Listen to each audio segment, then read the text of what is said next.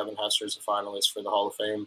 Thought I'd bring out the 2-3, also because I don't have anything for anyone else on the team right now besides Fields, because if I buy your jersey, it is guaranteed within 365 days you'll have a new one. So that's just how it works when I start buying shit for the Bears, but it is what it is. But what are you guys' thoughts about this? Like, I think we talked about it a little bit before the show.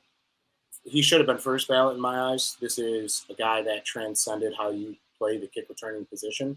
And I don't think we'll ever – like, Cordero Patterson may have more kick returns or whatever portion of the record that it was that he broke, but nobody instilled fear into a special teams unit like Devin Hester did in the NFL when he was here. No, I mean, I understand why he's not first ballot. There's, questions to the position and stuff, but he belongs in there. I don't think there's any question that he belongs in there. First ballot, I get, is meant for, Ray Lewis, someone special at a traditional position. Urlacher, exactly. Yeah. Or like a guy like Julius Peppers, or, I could keep going, Dan Hampton, but like Hester belongs in there. He changed field position so much for that, like more than anyone. Instant offense too. Instant offense as well. Yeah. I mean, he like the Bears got the ball at like the 40-yard line constantly. Dude, that's a big deal. Even if teams kicked away from him, you're getting the ball like almost at midfield every time. I was going to say, people forget that teams would kick out of bounds on purpose just to not kick to him. No one has ever received that treatment. The guy returned the opening kick of a Super Bowl for a touchdown. I have a story about that. My greatest memory as a Bears fan, because I wasn't alive for the 85 team, like, was the kickoff return for a touchdown.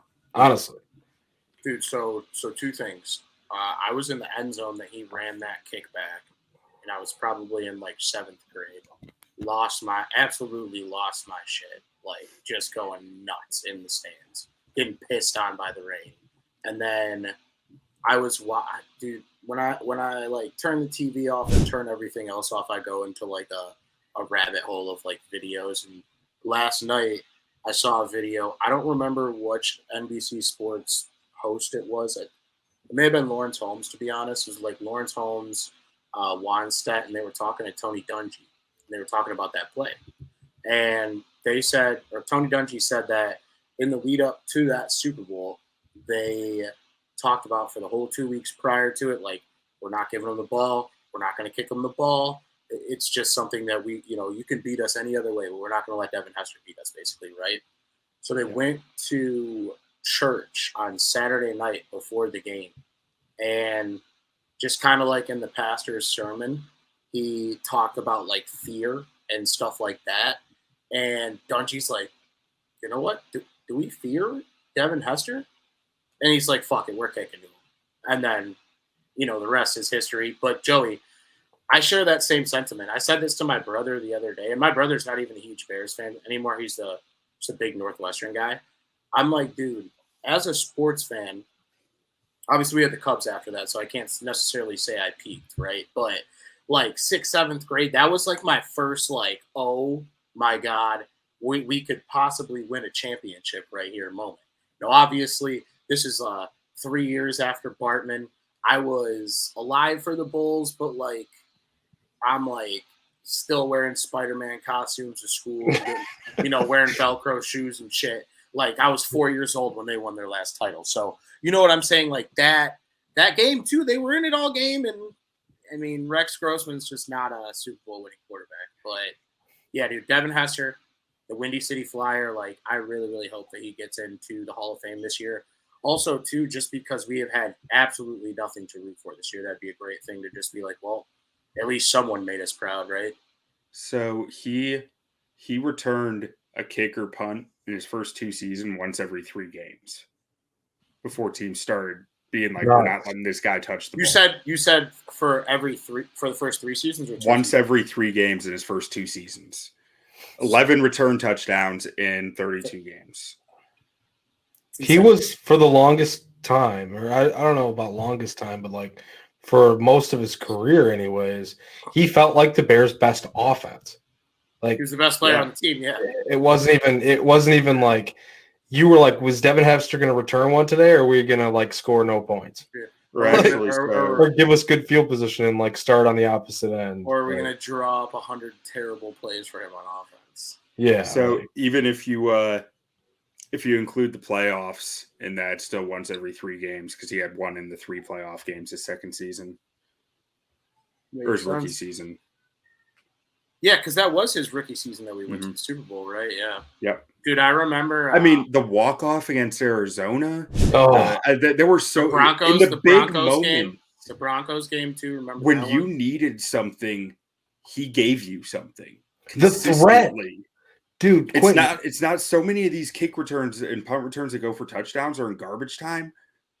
His were in big moments when you needed a spark. When you were, it was like 13-9, show up or or go home kind of moment. And he made it happen. Like I remember looking at this up with like some of the top kick returners who had numbers with him. It was probably a year or two ago, just playing around with numbers. And it was like when you looked at the situations, it wasn't close. Devin Hester was like, he made stuff happen when he needed to. Were you at, a lot of the other guys were more like easier Dante situations.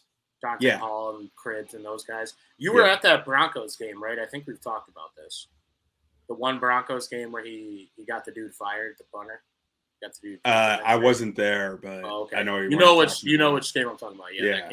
That game. What I always think of is the game where him and Adrian Peterson were just going touchdown for touchdown, like back and forth, and he had like 2 almost return touchdowns, and he had a return touchdown, 2 almost return touchdowns, and a receiving touchdown. And it was just like him and Adrian Peterson back and forth. And it was just an incredible game. Yeah. No, I used to see Adrian Peterson in my nightmares as a kid, and I'm sure I wasn't the only one. That one play too, like, you know, we talked about on a previous show about like before a Packers game, I think. We were talking about like our worst nightmares and our best memories against the Packers. And I kind of talked about like when we talked about referees making bad calls, where there was that like phantom call with the Packers return game where Johnny Knox took one back, I think, for a touchdown. Yeah. Like the threat of Hester forced Knox into being so open, like for that trick play to even be able to happen, because he was on one side of the field and then just Johnny Knox just streaking with like nobody down that side. Yeah. Hester was incredible, man.